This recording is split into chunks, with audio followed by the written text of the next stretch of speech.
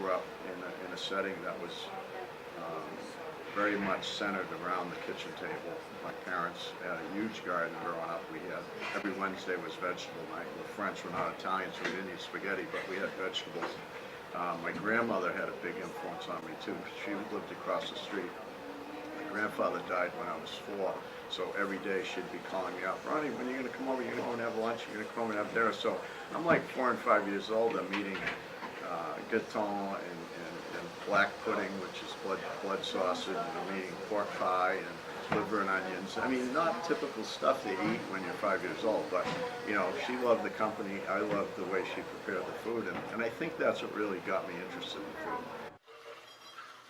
I was a dishwasher for about 6 months, and then I bussed tables as well.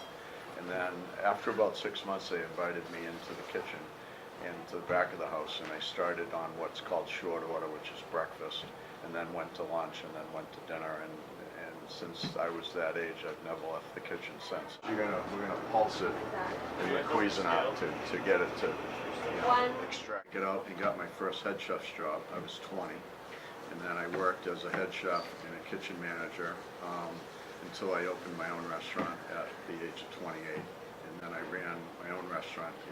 This would be my 30th year. I went to Italy my junior year of trade school, and I went to France my senior year, and that solidified it for me. I came back my senior year, and I'm like, that's it. I'm going to be a chef the rest of my life. So it's had its challenges, it's had its ups and downs, but for the most part, I do love food service. It's just now at this stage in my career, I enjoy teaching more. It's more rewarding.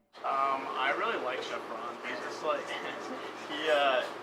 really knowledgeable, especially in the kitchen, but because he has so much experience, but it's crazy how he can just float around to every single station and just like know exactly where people need help, and you know, like it's just, I don't know, he's a huge help.